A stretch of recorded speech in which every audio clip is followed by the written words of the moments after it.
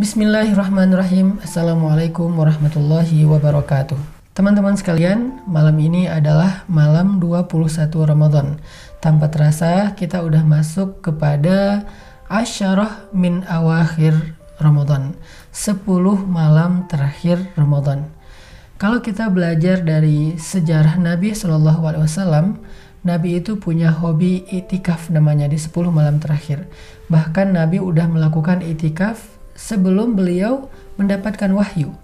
Artinya sebelum beliau jadi nabi, Nabi itu udah punya hobi berdiam diri, menyendiri di tempat yang tidak ada yang mengganggu beliau. Walaupun dulu namanya bukan itikaf. Kegiatan itu disebut dengan tahannus di Gua Hira.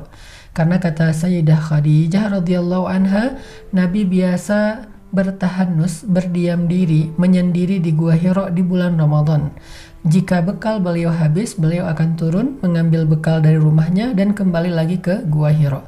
Tapi setelah Islam, maka Nabi tidak pernah lagi ke Gua Hira karena itu bukan syariat Islam. Nabi baru ke Gua Hira karena beliau diusir dari Taif dan beliau tidak bisa pulang ke kota Mekah. Cuman itu sekali-kalinya Nabi ke Gua Hira setelah Nabi dapat wahyu. Lalu bagaimana dengan ibadah itikaf setelah Islam? Setelah Islam, Nabi membiasakan itikaf di depan Ka'bah. Salah satu di antara adegan itikaf yang sangat mengharukan adalah itikafnya Nabi sepulang dari Taif, lalu beliau ke Gua Hira. Di Gua Hira beliau kemudian dijemput oleh seorang laki-laki namanya Mut'im bin Adi, diberikan jaminan bisa masuk kota Mekah. Setelah beliau masuk kota Mekah, beliau nggak tahu harus tinggal dan bermalam di rumah siapa. Akhirnya Nabi bermalam dan beritikaf di depan Ka'bah sampai beliau tertidur di depan Ka'bah.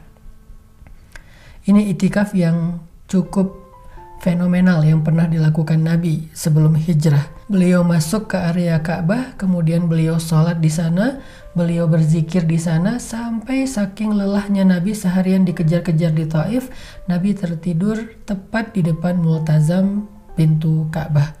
Gak lama ketika Nabi tertidur, tiba-tiba Allah mengutus malaikat Jibril dengan kendaraan buruknya dan mengajak Nabi untuk melakukan perjalanan Isra dan Mi'raj. Itulah salah satu adegan itikaf yang terekam dalam sejarah sebelum Nabi hijrah.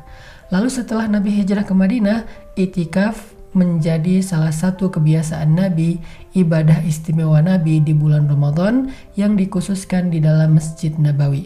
Sebagaimana hadis Aisyah radhiyallahu anha yang diriwayatkan oleh Bukhari Muslim, Aisyah radhiyallahu anha mengatakan Nabi selalu beritikaf 10 malam terakhir di bulan Ramadan sampai beliau kembali kepada Allah Subhanahu wa taala.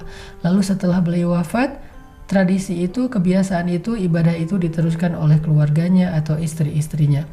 Ini menunjukkan bahwa itikaf adalah salah satu hobi Nabi bahkan sebelum beliau dapat wahyu. Kenapa? Karena itikaf adalah ibadah yang paling istimewa. Satu, di dalam itikaf kita belajar khalwah. Kita belajar al-unsu billah, berduaan dengan Allah. Jadi itikaf bukan ngariung. Kalau bahasa Indonesianya ngumpul-ngumpul. Itikaf itu bukan nongkrong bareng geng. Itikaf itu adalah kesempatan kita al-unsu billah, berduaan dengan Allah. Karena udah setahun ini kita kayaknya nggak punya waktu buat al-unsu billah, berduaan dengan Allah. Karena udah setahun ini kita sibuk dengan kerjaan kita, sampai di rumah udah capek. Kita kalau ke masjid juga cuman sholat doang terus balik lagi ke rumah. Kita nggak sempat curhat sama Allah, nggak sempat munajat sama Allah, nggak sempat zikir yang tenang, hanya mengingat Allah dan nggak terganggu dengan yang lain-lain. Nah, pas itikaf inilah kesempatan kita untuk berduaan dengan Allah Subhanahu wa taala. Disebut dengan istilah khalwah atau disebut dengan istilah al-unsu billah. Itu hobinya para anbiya. Bahkan Nabi Sulaiman di akhir hayat beliau menghabiskan waktu dengan itikaf di masjidnya atau di musolanya sampai beliau wafat. Artinya Nabi Sulaiman wafat dalam keadaan sedang beritikaf. Begitu juga hobi para sahabat. Di antara mereka ada yang wafat dalam keadaan sedang beritikaf seperti Utsman bin Affan yang beritikaf antara asar sampai maghrib sambil membaca Al-Quran, kemudian beliau dibunuh. Jadi beliau itikaf di musola pribadinya. Artinya Itikaf itu adalah kesempatan yang dinanti-nantikan oleh orang-orang beriman agar dia bisa berduaan dengan Allah Subhanahu wa taala. Sehingga salah satu di antara keistimewaan itikaf, kita bisa berduaan dengan Allah dalam doa, dalam zikir, dan dalam munajat panjang kita. Ada satu adegan itikaf yang menurut saya romantis dan lucu di zaman Nabi adalah ketika Nabi SAW sedang itikaf di Masjid Nabawi dan beliau tidak mau keluar dari masjid. Aisyah datang ke masjid untuk menyisir rambut Nabi di siang hari. Jadi ketika Nabi habis mandi pagi, maka Nabi meminta kepada Aisyah untuk merapihkan rambut beliau secara romantis dengan disisir oleh Sayyidah Aisyah. Ini menunjukkan bahwa itikaf itu memang harusnya di masjid. Kecuali dalam kondisi darurat kayak sekarang, kita mungkin boleh itikaf di rumah atau di musola pribadi kita, tapi tetap dengan menjaga adab-adab itikaf seolah-olah kita sedang beritikaf di masjid. Artinya kita nggak keluar dari musola itu selama kita sedang itikaf, jadi kayak nggak lalu lalang gitu, menetap di situ. Dan kita fokuskan untuk beribadah saja, bukan baca buku, bukan ta'lim, karena bukan momennya untuk ta'lim, tapi momennya untuk ibadah dan berduaan dengan Allah Subhanahu wa taala. Di antara keistimewaan itikaf yang disebutkan dalam hadis adalah itikaf itu pahalanya seperti berjihad atau ribat. Sehingga siapa yang melakukan itikaf, maka dia seperti orang yang sudah berjihad. Apalagi kalau itikafnya sampai ditakdirkan Allah bertepatan dengan malam Lailatul Qadar dari 10 malam terakhir Ramadan, maka itikafnya seperti orang yang berjihad lebih daripada 1000 bulan. Kebayang gak berjihad 1000 bulan?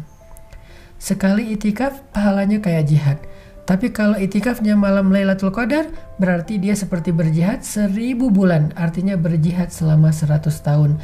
Itulah pentingnya itikaf. Mudah-mudahan mulai malam ini kita nggak ada yang ketinggalan satu malam pun itikaf. Baik yang mungkin bisa di masjid, yang nggak bisa di masjid, di musola pribadinya, di rumah masing-masing. Sehingga kita mendapatkan kebaikan akhir Ramadan, yaitu Lailatul Qadar khairum min alfi syahr, yang lebih baik daripada 1000 bulan. Barakallahu fikum.